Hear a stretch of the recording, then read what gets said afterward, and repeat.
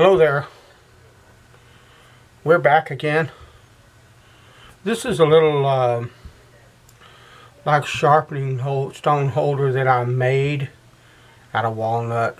If you watch my hand tool woodworking channel, you might have seen this video. The video of making this. It's nothing spectacular. I just slapped it together, and it works fairly well. I'm either thinking about building these for specific stones, or there is a tutorial on YouTube here building one out of aluminum angle iron and threaded rod, and I'm thinking about maybe trying that as well. You might say, well, why don't you go ahead and buy a stone holder? Well, I might do that at some point, but I like tinkering around with things. So, you know. But I have this Schrade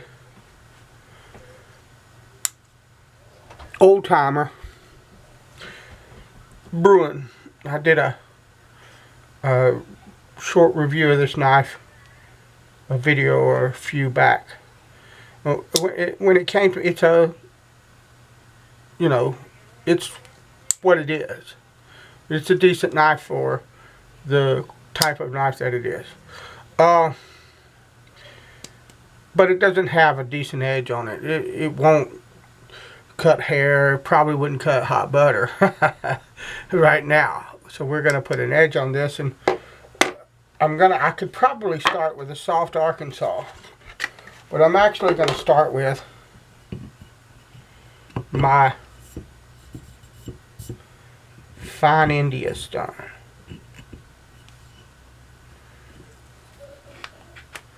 We're gonna basically raise a burr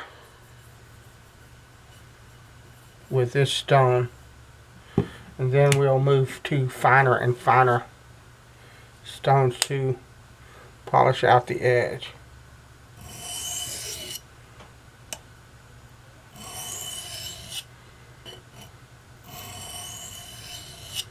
And I'm not using any pressure. This is a 320, I think it is, or 400. No, this is a 400 grit stone. It's not going to need any pressure to cut this steel. It'll cut it just fine if you run this knife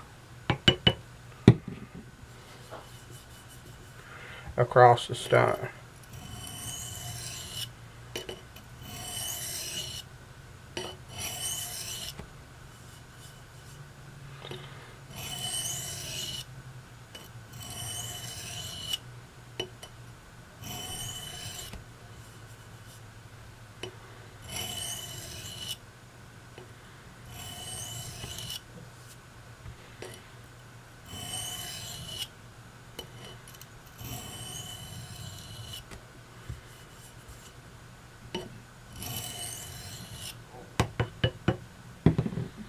And you just want to keep the stone wet.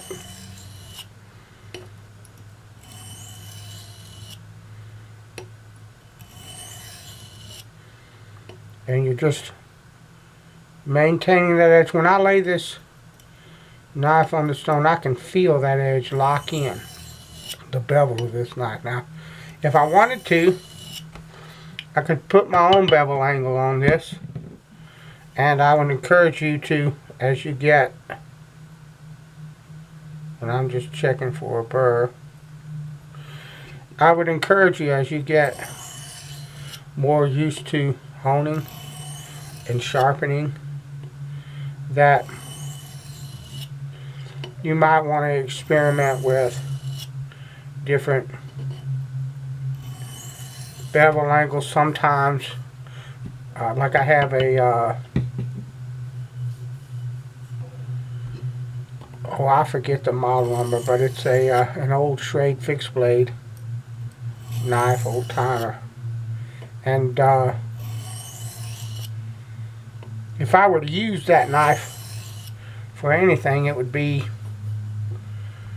you know, probably hunting or if I was camping or something like that. And so I'm not looking for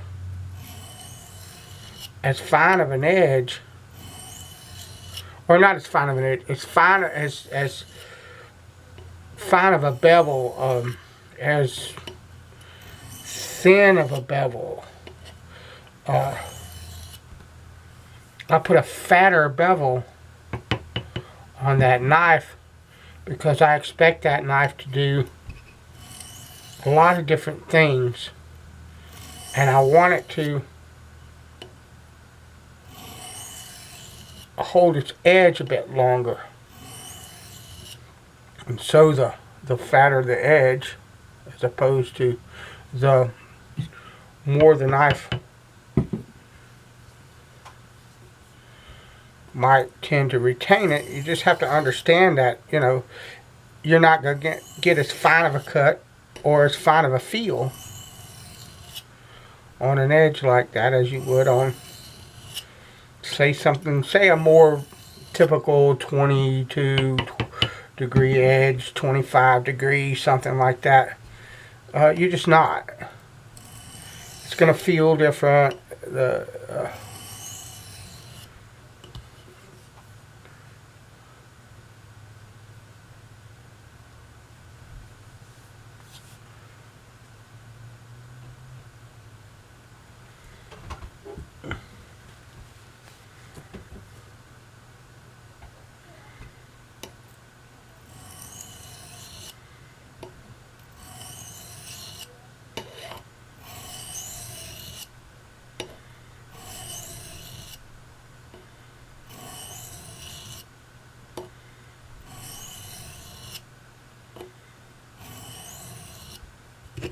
And I'm going to continue to work this till I get a burr.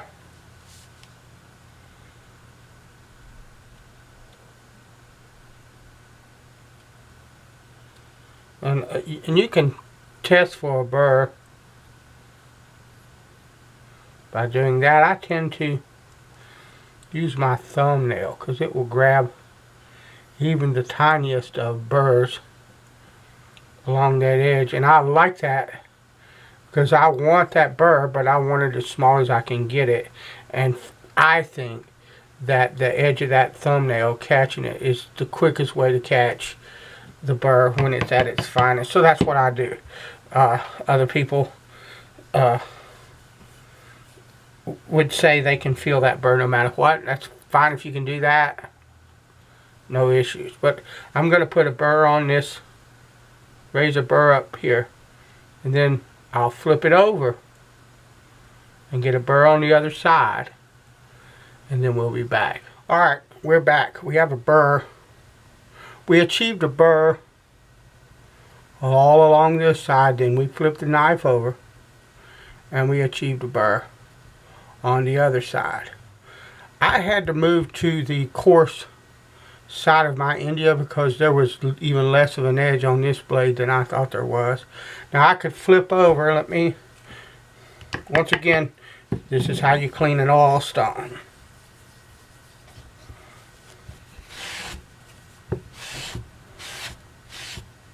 General cleaning to keep the thing clean. Now I could flip over to this side of the stone and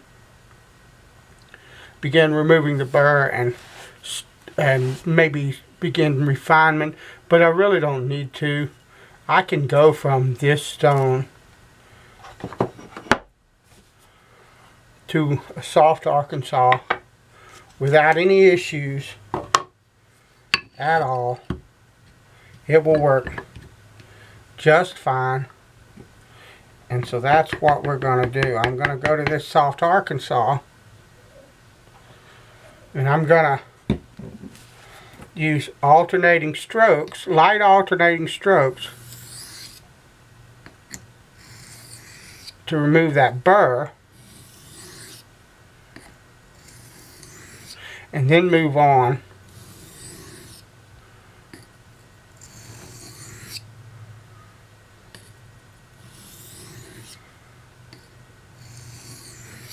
to refine it with this edge, with this stone.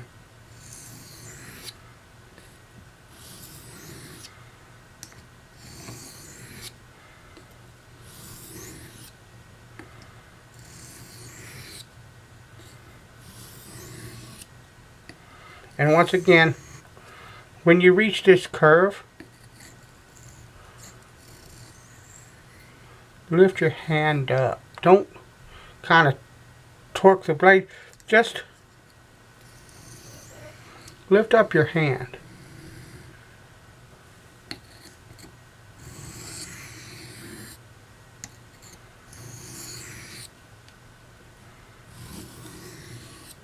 That's all you have to do. If you start doing one of these numbers but you're not lifting your hand, what you're going to get is you're going to get like a really fat spot of bevel here on that hump, and eventually you'll change the contour of the knife edge, the shape of the blade, if you keep doing that. Don't do that.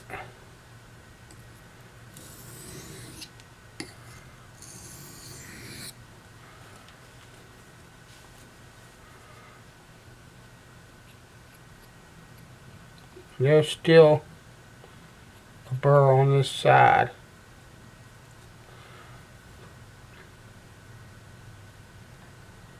A lot of times you can find which side the burr's on because it'll shave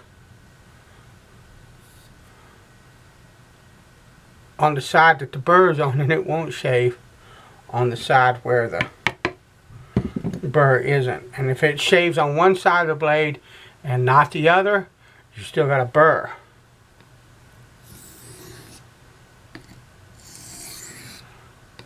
And that's not a hard and fast rule. Sometimes you can have a burr on the edge and it won't shave on one side. But a lot of the times, if you're testing your, because I tend to use my thumb pad to test, but I also tend to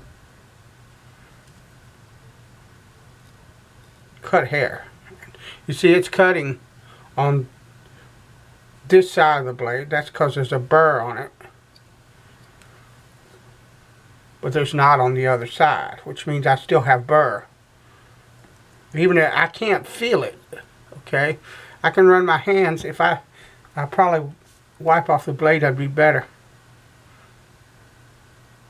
I can't feel that burr anymore. I can't find it with my thumbnail or anything like that. But I know that it's on there because it'll shave if I move it over this way, and it won't shave when I move it over that way. So there's a burr that's still on. It's tiny. It's microscopic. I can't find it, but it's there.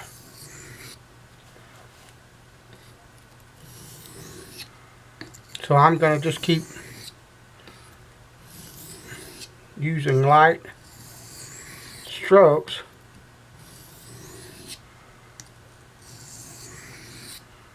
And it ain't hurting a thing, because it's not only am I working that burr off, but it's polished. This stone is polishing the edge of the blade. It's polishing the bevel, refining it from that coarse India edge.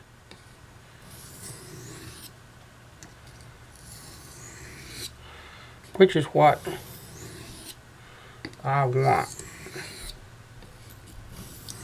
A lot of times what will happen is you can kind of feel,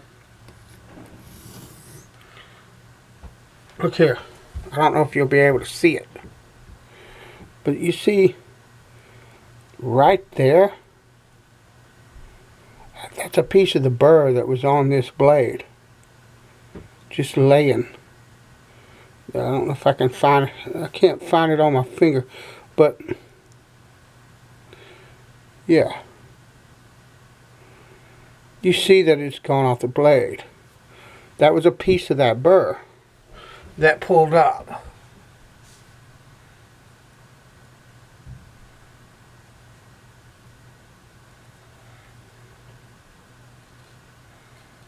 And now it's shaving on both sides. I know you can't see it. I'm doing it off camera. But it's shaving on both sides of the edge now. So I'm going to go ahead and refine it some more on this stone.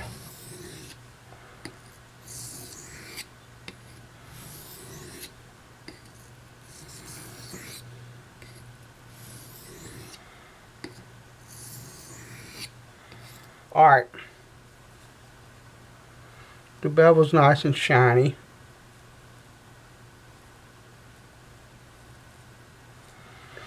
It's shaving really nice. So what I'm going to do now is I'm going to switch to the next stone. So let's set this whole thing to the side for a minute, because I want to talk about the next stone that I'm going to be using. This stone was a gift. This is an old Smith's. I know it's fairly old because of the script here. It's an old Smith's, Hard, Arkansas. This is a beautiful stone. This stone, see, I see a lot of hard arcs that got a lot of coloration in them. I don't have a problem with that. If they meet the specific gravity requirements of the stone designation, no big deal. But when I was a boy, this was a hard arc. The white hard arcs that I have wanted one of these since I was a little boy. Okay, all I had was a little soft arc, you know, soft arc and some spit. I didn't even have any oil half the time. But anyway, he was Chris from Rough Rooster Knife Works gave me this stone. He was talking about resurfacing or conditioning both sides of the stone of Arkansas stones in a different manner to make them cut differently. And I happen to mention, yeah, I do that with a soft arc. I have one that has a more rough conditioning and one that has a much finer conditioning, and I use it like I would a hard because I don't have a hard. And he messaged me or replied to what I was saying, I can't remember which, and said, hey, you got an email? And I said, yeah. And so I gave him my email, and he asked for my address and said, hey, I got something I want to send you. And I was pretty sure it was this is what it was a hard arc when he said that, because that's what we had been talking about. He has a great channel. I have watched his channel for a long time, and he's got some beautiful stones. His approach to sharpening is logical and well thought out, and I just enjoy his channel. And Chris, I thank you so much for this stone, and I'm going to enjoy this stone. And this is what we are going to move to, is this hard arc. Let me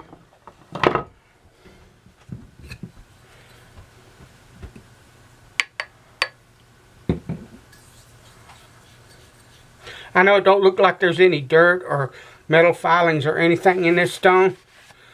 I don't care whether I can see them or not. I always will clean an oil stone of any kind, whether it's man-made or natural, like that, after I get done with it. But we make sure that's in frame. But we're going to go ahead and move to a hard Arkansas.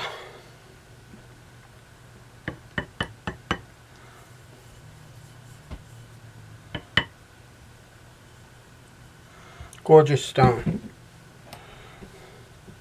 And we're going to refine this edge.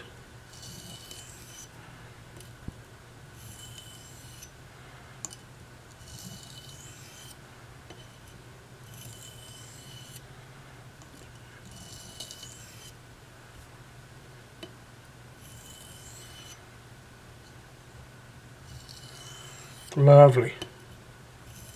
This is the first time I've used this stone.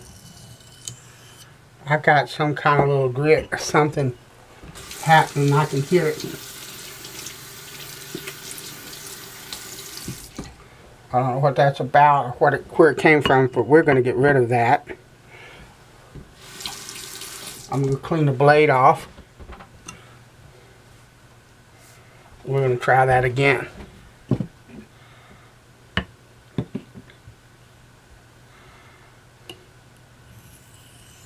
That's better.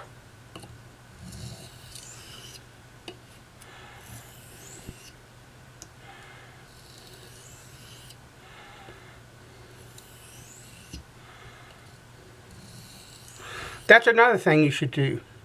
When you're sharpening or honing the edge of an edged tool, I don't care what it is.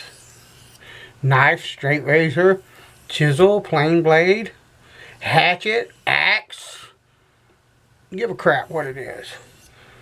You should pay attention to how the stone feels, how the knife feels as it runs down the edge, as the bevel, the edge runs along the stone.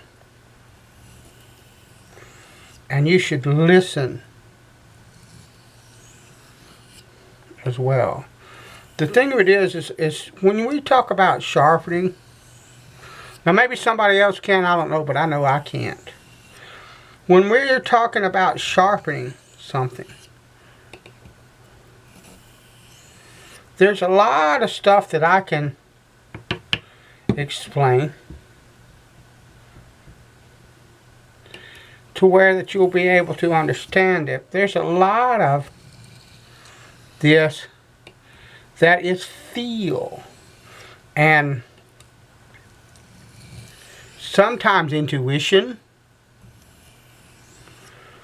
You might run across something where you're running that stone along, that knife along the edge of a stone, and something just doesn't feel right, and you might not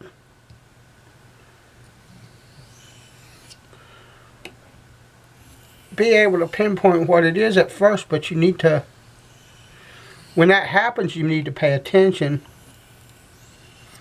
and you need to start thinking about what it might be. I promise you, most of the time, if you do that,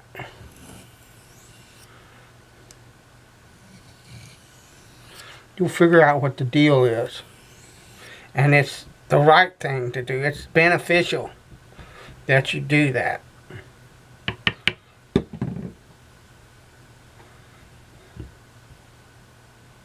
Now, you remember I showed you how to clean the stone?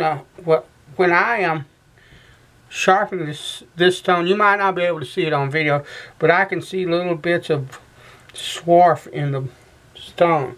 So instead of just keeping on sharpening, I'm going to add a little bit more lubrication and clean, because I want my stone to stay clean. I want it to stay cutting.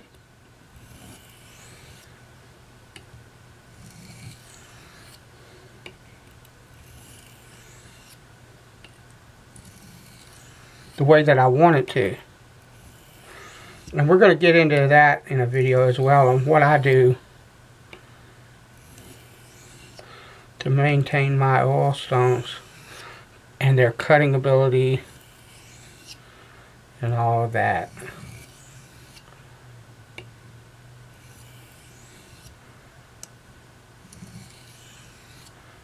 So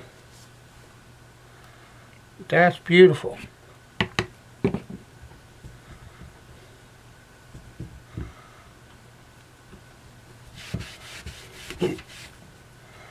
Sit your butt back there, big boy.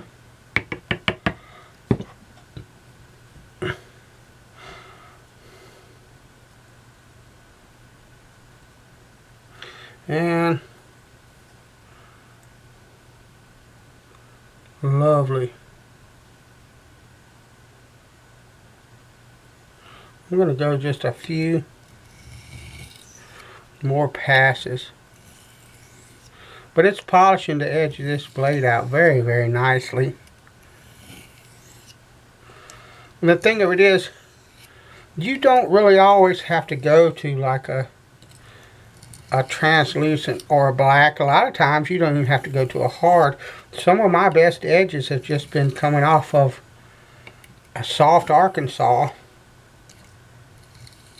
and leaving it go at that.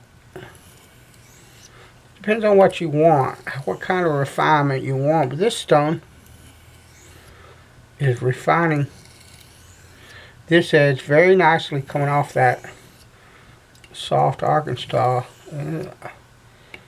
Lovely kind of polish on the edge, and fantastic. Alright, that's beautiful. And it shaves. That shaves like a scalded egg. I love it. Stoked to have this stone. Thanks again, Chris, if you watch. I know you do sometimes. It's hard sometimes to keep up with everybody on YouTube. But I really do appreciate the stone. It will be treasured. Alright.